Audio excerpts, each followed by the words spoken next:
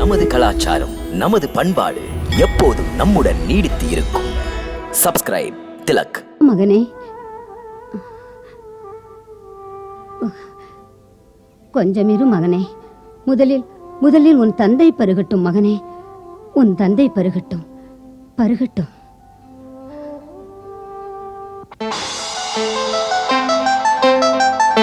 யாருடைய கை இது? என் மகன் கை போல் இல்லையே. சொல், சும்மா இருப்பதேன்? எப்படி சொல்வேன் முனிவரே, உங்கள் மகன் இல்லை என்று? சொல்வது உண்மையா? வந்தது யார் என்று சொல். அயோத்தி அரசனின் மைந்தன் தசரதன். அப்படியானால் என் சிரவணன் எங்கே? சொல், என் மகன் எங்கே?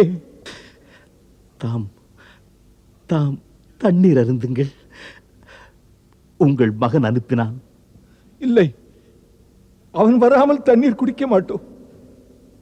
நீ போய் மகன் சிரவணகுமார் எங்கிருந்தாலும் அழைத்து வர வேண்டும். அவனிடம் சொல்லு, உன்னுடைய பெற்றோர்கள் தாகத்தினால் பரிதவித்துக் கொண்டிருப்பதாக. அவனுடைய கையினால் தண்ணீர் பருக வேண்டும் என்று சொல்லு. போய் வாப்பா. அவனை அழைக்க முடியாது, அவன் வரவும் முடியாது தாயே. சிரவணன் சென்று விட்டான். சென்றானா? எங்கே சென்றான்? இல்லை இல்லை, நீ பொய் சொல்கிறாய். அவன் சொல்லாமல் போகவே மாட்டான். நீ சொர்க்கத்தை தந்தால் கூட தன் பெற்றோரை பிரிந்து செல்லவே மாட்டான். முனிவரே, அவன் நிஜமாகவே சொர்க்கம் சென்று விட்டான்.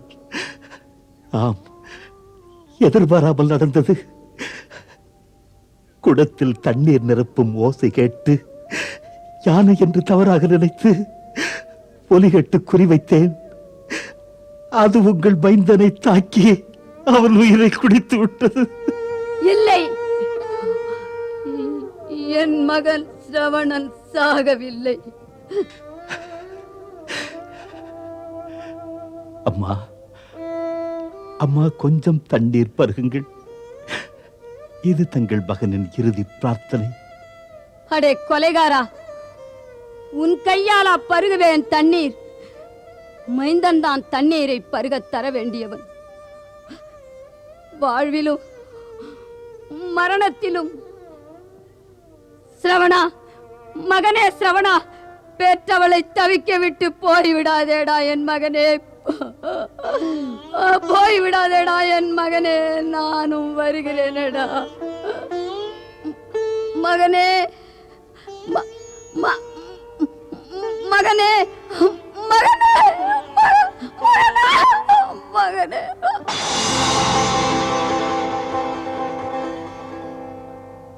இல்லை இல்லை இல்லை இல்லை இல்லை இல்லை இல்லை.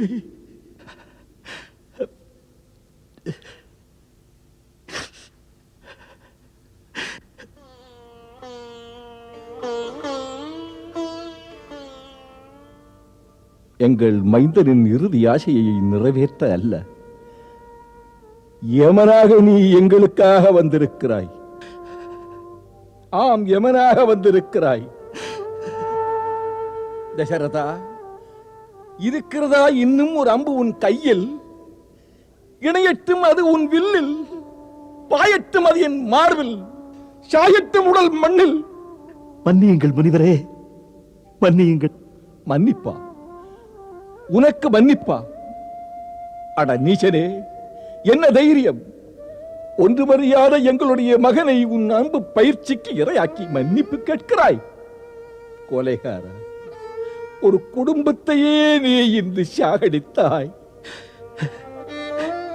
என் மகன் போனான், என் மனைவியும் போனாள். இனி நான் மட்டும் இருந்து என்ன பயன்? நானும் போகிறேன். போகும் முன் தசரதா, நான் உனக்கு சாபம் கொடுக்கிறேன். மகனை பறிகொடுத்த ஏக்கத்தில் பெற்ற தந்தையின் ஆத்மா உன்னை சபிக்கிறது. எப்படி நான் மகனை பிரிந்து துடித்து துடித்து மடிகிறேனோ அப்படி நீயும் மகனை பிரிந்து மடிவாய். என்னை போலவே மகனை பிரிந்து துடித்து துடித்து மடிவாய். என்னை போலவே மகனை பிரிந்து துடித்து துடித்து மடிவாய். துடித்து துடித்து மடிவாய். துடித்து துடித்து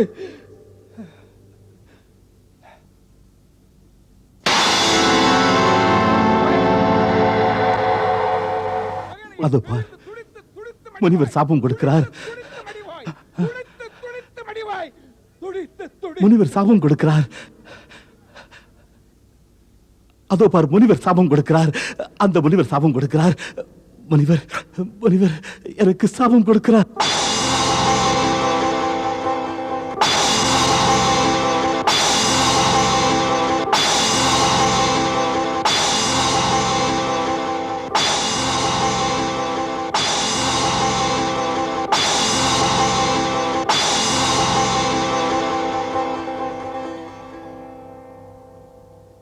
எப்படி நான் மகனை பிரிந்து துடித்து துடித்து மடிகிறேனோ அப்படி நீயும் மகனை பிரிந்து மடிவாய்.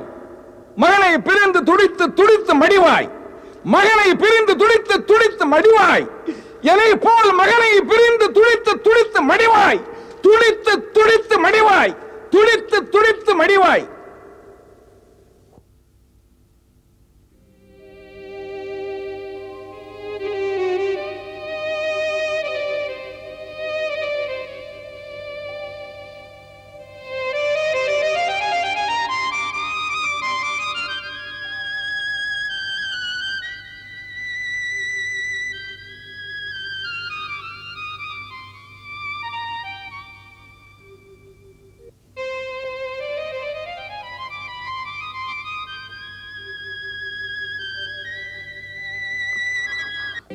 சுவாமி சுவாமி சுவாமி சுவாமி சுவாமி என்னை பாருங்கள் சுவாமி. என்னை பாருங்கள் சுவாமி. ராமா, ராமன் பின்னே போனதே. சுவாமி சுவாமி சுவாமி சுவாமி சுவாமி சுவாமி சுவாமி சுவாமி. தந்தையே,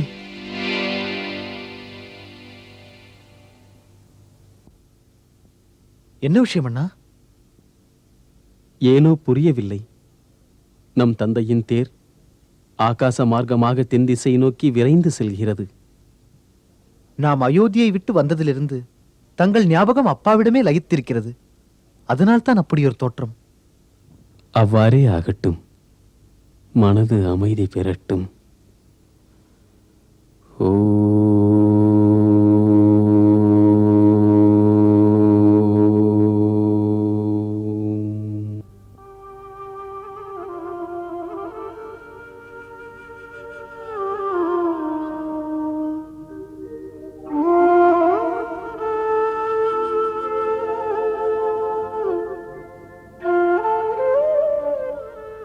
சூரியகுலத்தின் கௌரவமே, வாழ்க்கையை முழுவதும் வசிஷ்டனாகிய என்னை நீ வணங்கி அஞ்சலி செய்து கொண்டிருந்தாய். மன்னவனே என்று வசிஷ்டன் உன்முன் நின்று நெஞ்சார வாழ்த்தி மலர்தூவுகின்றேன். உனது இந்த பிறவியில் ஆளும் மன்னனுக்குரிய கடமைகளை சிறந்த முறையில் நிறைவேற்றிவிட்டாய். அயோத்திய மக்களை நீ பெற்ற மைந்தருக்கு இணையாக மதித்து நாட்டின் நலனை கண்ணாக கருதி ஏற்ற பணியினை முடித்துச் சென்றாய். தேவாசுர யுத்தத்தின் போது அசுரர்களின் படையை வீழ்த்தி வென்று நீ சாதித்து காட்டினாய். திறமையிலும் வலிமையிலும் பெருமையிலும் மானிடர் தேவருக்கும் மேல் என்பதற்கு சான்றாக நின்றாய். இன்று இங்கு சிலையாக வானில் தெய்வமாக உரையும் உனது முன்னோர்கள் சூரியகுலத்தின் கீர்த்தி கொடியை நீ கண்போல் காத்ததற்காக மகிழ்ச்சி அடைகிறார்கள். நாளைய ஏடுகளெல்லாம் உன் பெயரையும் ரகு, இக்ஷாகு, பகீரதன் போன்றவருக்கு இணையாக புகழ்ந்து எழுத இருக்கின்றன. ஒரு தாயின் பாசத்துக்கு ஏராளமான உதாரணங்கள் உண்டு. ஒரு தந்தையின் பாசத்துக்கு உதாரணம் சொல்ல பூமியிலே உன் கதை மட்டும்தான் உண்டு. தனையனை பிரிந்து தசரதன் மடிந்த இந்த சோகத்தினை கண்டு வானமும் பூமியும் கண்ணீர் வடிக்கின்றது என்று. என் மன்னவனே, இந்த புஷ்பாஞ்சலியை ஏற்றுக்கொள்.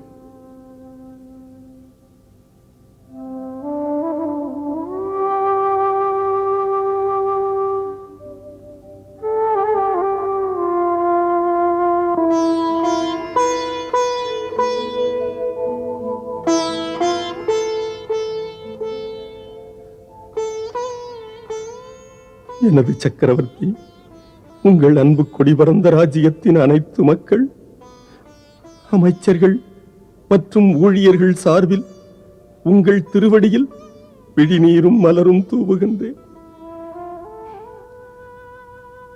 கடமையில் நான் தவறும் போதும் அன்புடன் பரிவுடன் பொறுத்துக் கொண்டு உங்கள் பண்பட்ட இதயத்தால் மன்னித்து விடுவீர்கள். மன்னவா, உங்கள் இறுதி ஆசையை நான் நிறைவேற்ற முடியவில்லை.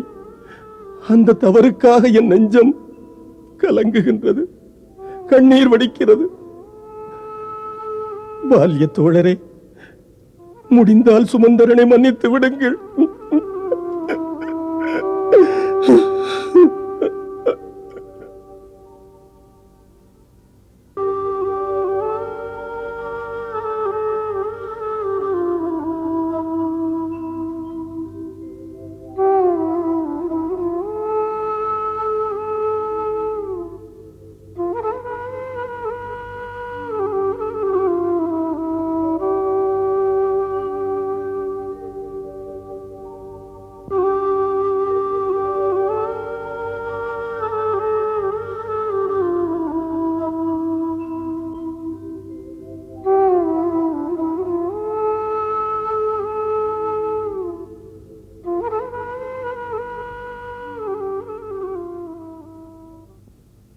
குருதேவா, இப்போது நமக்குள்ள மிக பெரும் பிரச்சனை, மன்னரின் ஈமச் சடங்குகளை யார் செய்வது? சாஸ்திர மரபுகளை அனுசரித்தால் மைந்தனுக்குத்தான் தந்தையின் ஈமச் சடங்குகளை செய்ய அதிகாரம். தரணியே தலதாழ்த்தி வணங்கிய பெருமையுள்ள மன்னவனுக்கு 4 மைந்தர்களை பெற்ற அந்த பாக்கியசாலிக்கு எந்த மைந்தனும் இல்லாமல் சடங்குகள் செய்வது உகந்ததல்ல. மன்னரின் 4 மைந்தரில் ஒருவர் கூட இப்போது இங்கில்லையே. ஸ்ரீராமனும் லக்ஷ்மணனும் வனவாசிகள். பரதனும் சத்ருகுணனும் கூட வெகு தொலைவு கேகை நாடு போயிருக்கிறார்கள். செய்தி அனுப்பி இங்கே அழைப்பதற்கு நேரமில்லை. அவர்களுக்காக மன்னரின் உடலை வைத்திருப்பது உச்சிதமா என்ன? உச்சிதம் அவசியம். மன்னர் தசரதரை போன்ற பண்புமிக்க ஒரு மன்னவருக்கு அவருடைய மைந்தர் கையால் செய்கின்ற அக்னிகாரியமும் பிண்டதானமும் தரும் புண்ணிய பலன் கிடைக்காமல் செய்யக்கூடாது. ராஜவைத்தியரை கேட்டு மன்னவரின் உடலை மருந்து கலந்த எண்ணெய் கொப்பரில் வைத்து கண்காணிப்பதற்கு இனிமேல் சற்றும் தாமதிக்கவே கூடாது. உங்கள் ஆணை குருதேவா. பரதனும் சத்ருக்னனும் இங்கு வர தக்க ஏற்பாடுகளை செய்யுங்கள். அப்படியே குருதேவா. குருதேவரே, இன்னும் ஒரு பிரச்சனை உண்டு. ஆட்சி பீடத்திலே புதிய அரசராக ஒருவர் அமரும் வரையிலும் எப்படி அரசாங்க ஆணைகளை செயலாக்குவது? இந்த பிரச்சனை விவாதத்துக்குரியதுதான். இருந்தாலும் குருதேவரும் மற்றவரும் தக்கதொரு முடிவெடுத்து சிக்கலில்லாமல் பார்த்து கொள்ளுங்கள். நாட்டில் மன்னவன் இல்லை என்று ஜனங்கள் அறிந்து கொண்டால் அராஜகம் தொடங்கும். சட்டம் ஒழுங்கு பாதிக்கப்படும். அங்குள்ள மக்கள் நிம்மதியாக வீதியிலே நடந்து செல்ல முடியாது. வெகு தூரம் போகும் வியாபாரிகள் வீட்டு நினைவின்றி செல்ல இயலாது. அரசன் இல்லாமல் பொது கடமைகளை எல்லாம் யார் கவனிப்பது? நீதி எப்படி இருக்கும்? அதனால் விரைவில் நல்லதொரு முடிவெடுத்து நல்லாட்சியை அமையுங்கள். இப்போது நீங்கள் சொன்ன கருத்து ஏற்கத்தக்கது. மன்னர் இல்லாத நேரத்தில் கோசலத்தில் குழப்பங்கள் நிகழ்ந்ததாக குறிப்புகளே இல்லை. இன்னும் மன்னரின் ஆளுமை அலைகள் ஓய்ந்து விடவில்லை. ரகுகுலத்து அரசர்களின் அரசியல் சட்டப்படி எந்த நிலைமையிலும் நாட்டின் ஸ்திரத்தன்மை சிதைந்து விடாது. இதுவரை ராஜா தசரதரின் சடலம் இங்கு இருக்கிறதோ அதுவரை அவர் சட்டங்களும் இருக்கும். மன்னர் அயோத்தியின் பொறுப்பாளியாக மைந்தன் பரதனை நியமித்திருக்கிறார். கேகே நாட்டுக்கு தூது அனுப்பி பரதனை முடிந்தவரை விரைவாக அயோத்திக்கு வர சொல்லுங்கள். அமைச்சரே. என்ன குருதேவரே? பரதன் வரும் வரை சேனைத் தலைவர்களை கலந்து கொண்டு ராஜ்யத்தின் நடைமுறைகளை தாங்களே கவனியுங்கள். அப்படியே குருதேவரே. ஸ்ரீதரரே. சொல்லுங்கள் குருதேவரே. வெகு வேகமாக செல்லும் குதிரையை ஏற்பாடு செய்து கொண்டு கேகே நாட்டுக்கு நீங்கள் உடனே புறப்படுங்கள். ஆணைப்படியே குருதேவரே. அதோடு பரதனை சந்திக்கும் போது அமைதியாக நீங்கள் பேசுங்கள். தங்கள் முகத்திலே ராஜமரணத்தின் பாதிப்புகள் தெரியவே கூடாது. குமாரன் பரதனிடத்தில் சொல்லுங்கள், குலகுரு வசிஷ்டர் நலம் விசாரித்ததாக, அவசரமான சில காரியங்கள் இருப்பதனால் அயோத்திக்கு வர சொன்னதாக. அவ்வாறே குருதேவரே. ராமன் சீதை வனவாசம், மன்னவரின் மரணம் பற்றிய உணர்வுகளை சிறிதும் காட்டக்கூடாது. யார் எப்படி கேட்டாலும் கூட இங்கு நடந்த விவரங்கள் வார்த்தையில் வரக்கூடாது. ஏனென்றால் பரதன் நெஞ்சம் இதை தாங்காது. அமைச்சரே. சொல்லுங்கள் குருதேவரே. எப்போதும் கேகே நாட்டுக்கு செல்லும் தூதர் ஏராளமான அன்பளிப்புடன் செல்வது உண்டு. அவ்விதமாகவே கேகே நாடு செல்லும் தூதரிடம் அனுப்ப வேண்டிய அனைத்தையும் நீங்கள் அனுப்பி வையுங்கள். அவ்வாறே குருதேவரே.